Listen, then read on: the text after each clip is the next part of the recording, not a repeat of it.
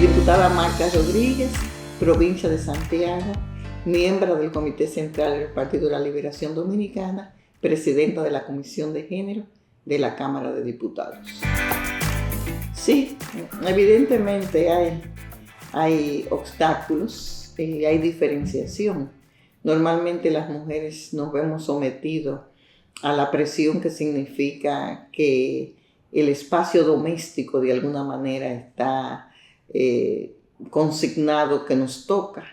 De alguna manera una sociedad machista y patriarcal que entiende que los roles de lo que tiene que ver con el hogar están dedicados básicamente a las mujeres y los hombres son más del espacio exterior. Eso de alguna manera condiciona la participación política. Los hombres entonces tienen más tiempo para su trabajo, para hacer las cosas. Las mujeres tenemos menos tiempo y siempre estamos más cuestionadas. Porque cualquier situación que se presente en el hogar, con la familia, con la escuela, con algún fracaso personal que puedan tener nuestros hijos, de alguna manera siempre la carga está más hacia las mujeres. Eso de alguna manera genera también algún tipo de violencia, no solamente en el entorno por la presión social, sino también en el entorno de nuestras propias familias. Te decía en cuanto a el imaginario que se tiene de hombres y mujeres, pero también en el contexto político, esa discriminación también se da porque los hombres tienen mayores posibilidades de hacer acuerdos y además porque entienden que el trabajo político es como más natural que sea entre los hombres. Si es una mujer que se destaca en la política, tiene muchísimo cuestionamiento a su comportamiento como mujer, como madre, a su cuestionamiento también de tipo de cómo ejerce la política. Si las mujeres somos enérgicas y fuertes, dependiendo de nuestros derechos, se nos dice que somos locas, que no inestables, mientras que si son los hombres que utilizan esa vehemencia y fortaleza para defender sus ideas, esos son hombres fuertes, decididos, y que de alguna manera son características. Entonces, eso genera violencia, porque cuando tú te etiquetan en tu organización política, cuando no te dan iguales posibilidades, cuando tú tienes que pelear y reivindicar por tus derechos, porque no se te ven como de manera natural, eso definitivamente genera situaciones de violencia psicológica que puede a veces convertirse en violencia política. Sí, porque yo formo parte de una sociedad en el cual, como te decía, hay roles estereotipados y decididos entre hombres y mujeres, y si tú de alguna manera rompes un poquito la conducta esperada de sumisión y de no revertir el status quo, de dejar que las cosas surjan de manera natural, eso también genera algún tipo de hostilidad y algún tipo de violencia al entorno de las organizaciones que uno representa. Claro, cuando tú tienes una autoestima fuerte, cuando tú sabes que tú estás defendiendo derechos, cuando tú sabes que tú estás defendiendo valores democráticos y constitucionales, por nuestro derecho a la igualdad, a la dignidad, a la igualdad de oportunidades y de participación, tú no permites que ese tipo de consideraciones te afecten. Pero de que existen. Por eso es la importancia de que las mujeres asumamos los roles que nos tocan y que sepamos que cuando estamos participando en política, cuando estamos trabajando para reivindicar derechos, no tenemos que pedir permiso. Sencillamente estamos asumiendo los roles que la propia Constitución nos da. Derecho a la igualdad, derecho a la dignidad, derecho a la participación y derecho a la elección. Es tan importante eso, y eso yo creo que va a ir desmontando las dificultades que muchas veces no llegan a ser violencia, pero sí, violencia psicológica, como te decía, que se convierte muchas veces en violencia política.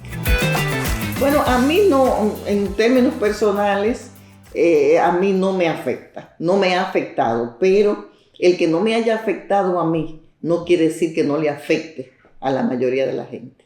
Quizás a mí no me ha afectado porque yo tengo 40 años de militancia, yo me formé para este trabajo, yo hice una maestría en género y desarrollo, o sea que yo voy de alguna manera en mi equipaje, yo tengo unas herramientas que me han permitido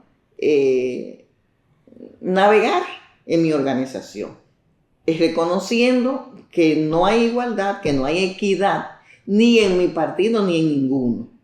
Pero eso en términos generales no ha mermado la calidad de mi participación y de mi representación. Pero hasta que los partidos no tomen conciencia de que no nos están haciendo un favor a las mujeres cuando nos permiten, cuando estamos participando, vamos a tener algunas dificultades. Yo siempre supe por qué quería participar en política. Yo creo que promover la igualdad, la dignidad, la representación, la igualdad de oportunidades, como te decía, esos no son valores de las mujeres, esos son valores humanos y son valores democráticos que hay que impulsar. Entonces, nadie cede derecho de manera natural. A la gente le cuesta. Y si los hombres en una sociedad machista y patriarcal entienden que la actividad política y la participación política es un poquito consustancial a la condición de ser hombre, de ser varón, cuando hay mujeres que de alguna manera cuestionan ese rol social asignado, ese sexismo que está de alguna manera internalizado y normalizado en la sociedad, si tú enfrentas esos patrones culturales, claro que tú vas a tener problemas. Claro que desde que tú estás poniendo una oposición, una vez, ahí viene Magda otra vez a hablar de las mismas cosas, porque parece que uno está hablando temas que son incómodos o que no les parecen pertinentes. Pero la posición de nosotras las mujeres es no cansarnos y seguir insistiendo, seguir resistiendo y entender que si dejamos que las cosas se manejen de manera natural, necesitamos 300 años para lograr la igualdad. Entonces hay que forzar. Por eso mucha gente no entiende por qué nosotros luchamos por leyes como de paridad, como paridad democrática, como paridad política, cómo luchamos porque haya cuotas en lo ideal es una democracia paritaria. Pero si no podemos lograrla, que se tengan cuotas, ¿por qué? Porque es la única manera de que se pueda lograr, de alguna manera, acortar las brechas que están de manera natural. Entonces ellos entienden que eso es privilegio. No, eso son acciones de acción afirmativa que permiten que un colectivo que ha estado no suficientemente representado tenga por lo menos una participación que pueda por lo menos ejercer algún tipo de presión. Porque si no, nunca vamos a lograr las metas y los objetivos para los que estamos llamados. O sea que la democracia paritaria y la acción, las acciones afirmativas siempre son necesarias hasta que se pueda lograr la igualdad.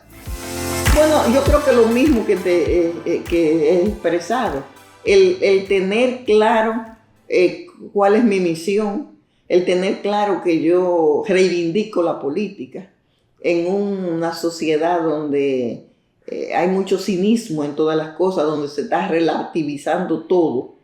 Yo sigo creyendo que la política es una ciencia noble. Yo sigo creyendo que los políticos y las políticas tenemos que seguir trabajando por el bien común. Siempre yo he tenido claro por qué quiero ser política, porque a mí me importa la gente y yo quiero trabajar por la gente, yo quiero promover el trabajo de las mujeres, yo quiero que haya igualdad, que haya equidad, que haya oportunidades, que haya un mejor país y una mejor sociedad. Entonces esos son valores lo suficientemente fuertes para hacerme que yo no desista de la política.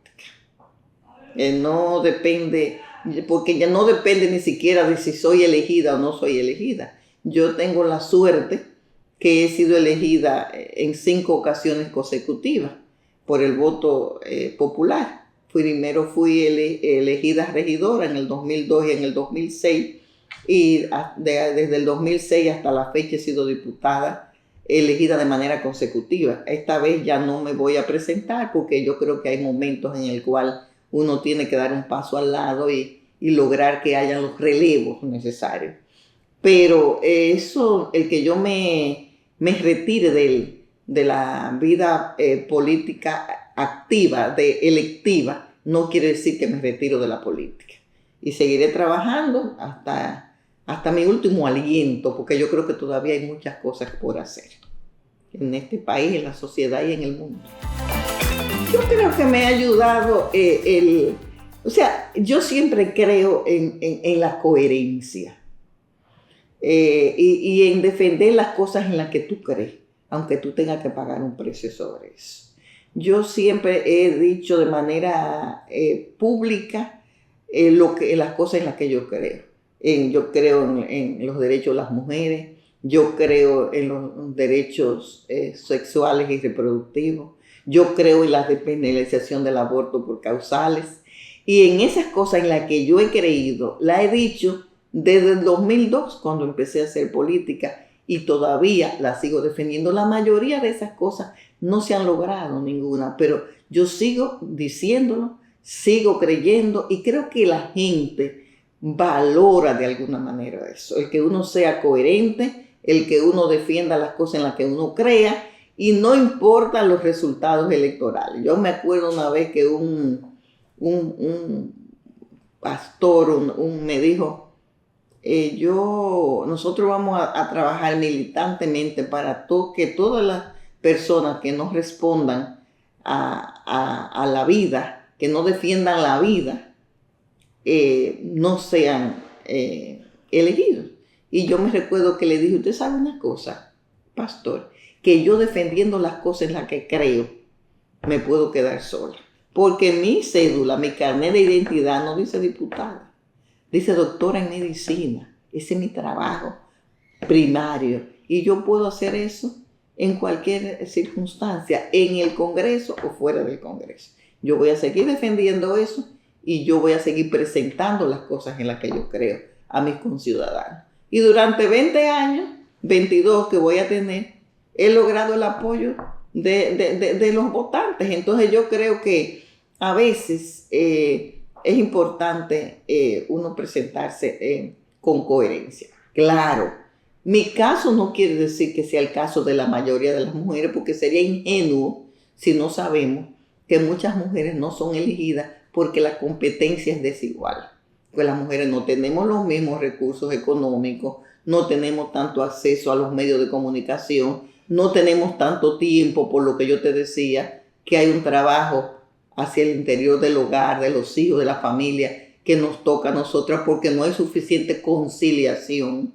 Entonces, de alguna manera, eso afecta la representación y la elección de las mujeres. Ahora, yo te di ese ejemplo porque tú me preguntaste en el caso mío personal, pero no necesariamente esa es la experiencia de la mayoría de las mujeres. Mira, la recomendación es que seguir en la participación, seguir trabajando, seguir creyendo.